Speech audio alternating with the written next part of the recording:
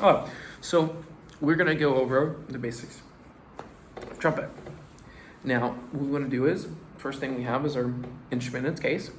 We're going to set it on the ground, flat. If the instrument has a logo in the case, it'll be facing up. And we're going to undo the latches. And then we are going to take our instrument out of its case by this brace right here in between the lead pipe and the main player of the instrument. And then we will take our mouthpiece and we will insert it carefully into the lead pipe and give it a slight twist so that it does not fall out and it doesn't get stuck. We don't want to be hitting it or anything like that. To hold it, we take our left hand and take our ring finger, which is our 1, 2, 3, 4th finger.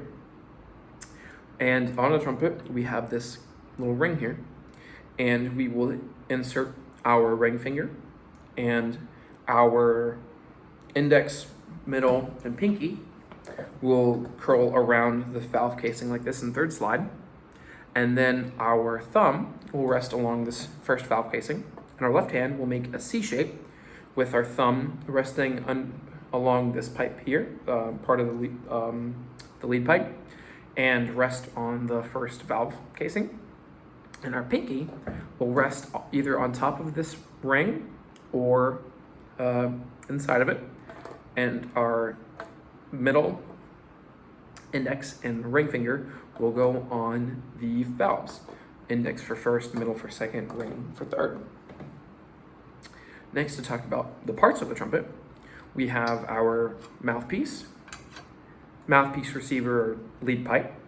We have our a hook or pinky ring, first valve, second valve, and third valve.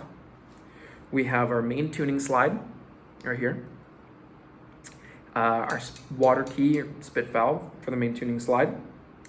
We have a second valve slide, a first valve slide, the valve casings themselves, a third valve slide, and the ring attached to it that we hold the trumpet with. And it also has its own water key. And then we have the bell. Now, when we want, or for our posture for playing trumpet, instruments in general, we want to sit on, not quite the edge of our seat, but on the front half of our seat, and think about having your shoulders over your hips. You want to feel where it's balanced. You're not leaning backwards and you're not hunched over. Think like you have a string being pulled up through your body, like you're a little puppet. And then, with your left hand supporting the instrument, and your right hand being used with playing it, you'll bring it to your face like this. And this is how you'll start to play the instrument.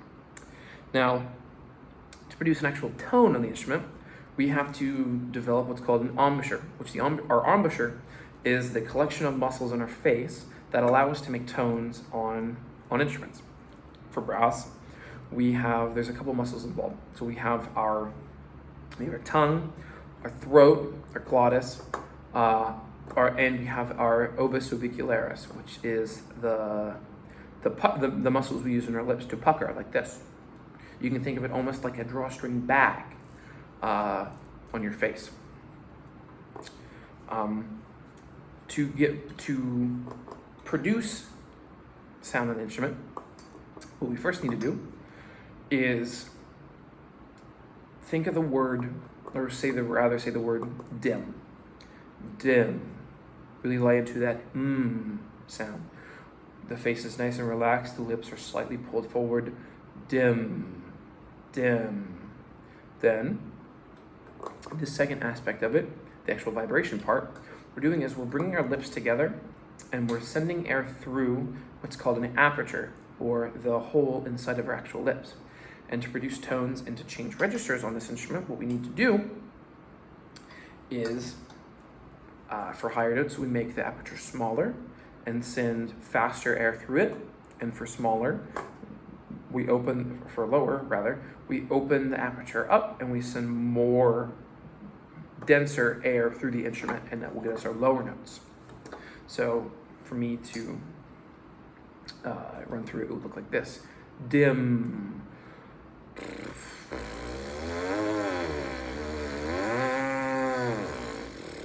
Going from unfocused to focus.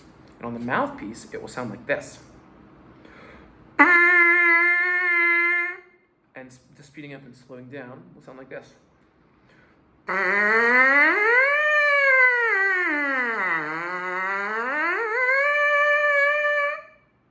That. Next, what we do, we can go over the lip slurring between each note. So if we start on our G, our second line, this is what it's going to sound like.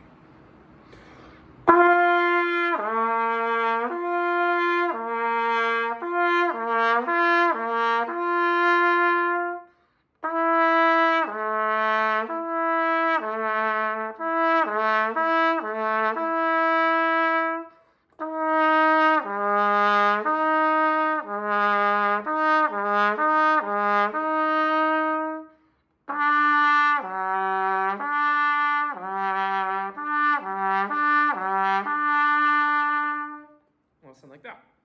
Now, to maintain this instrument, what we need to do is we need to oil these valves so they don't get sticky and gunked up, and we have to grease these slides so that we can move them, especially this D slide, which on the trumpet, or third valve side rather, whenever we're playing notes that involve 1 and 3, we're really going to want to pull this out because of the combination of first valve and third valve is not designed to be in tune. So we have to make it in tune.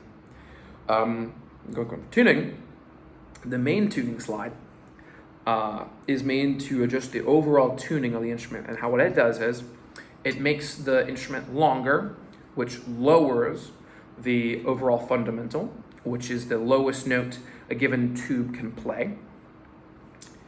And to oil our valves, what we do is there are these caps that are along the 3 valves.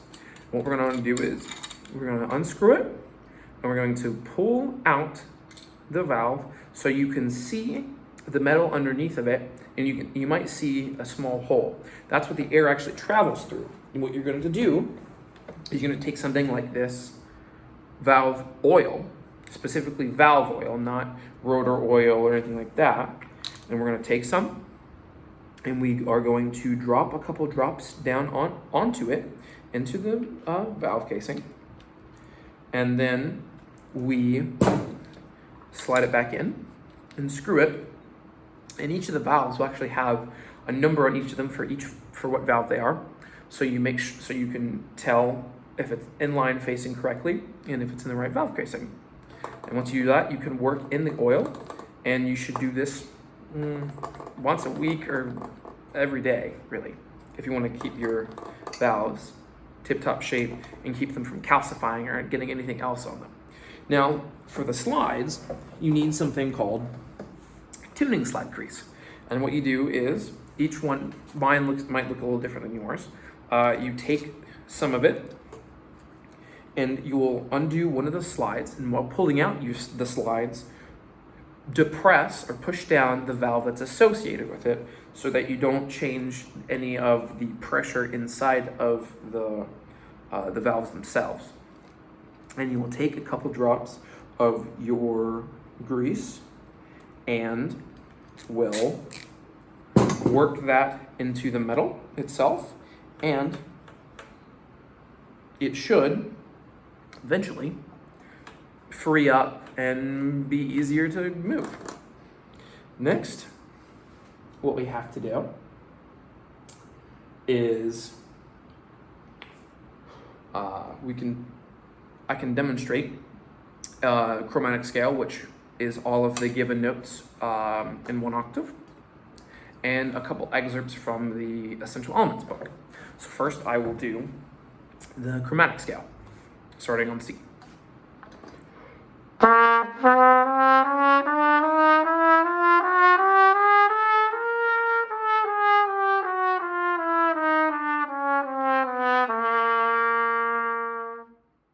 And then, in the Essential Elements book, I will play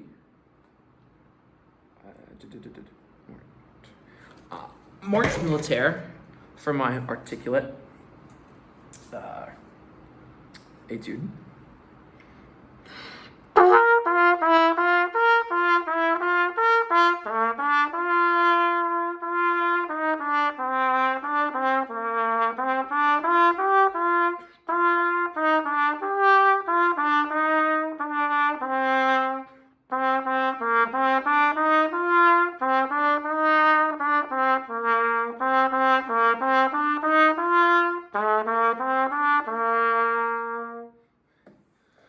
And then for my lyrical, I will be using Scarborough Fair.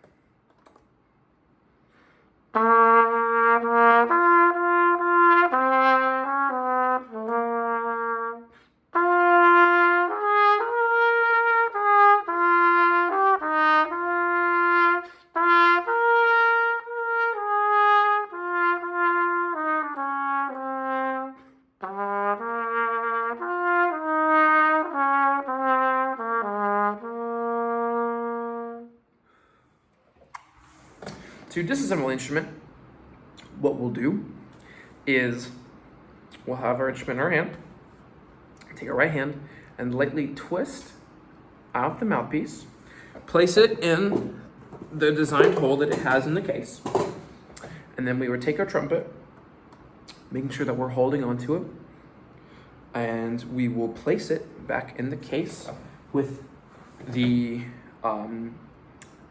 mouthpiece receiver facing up towards us. We never want to lay it across that because it has a chance of bending. For my modal scale, I'll be using D Dorian.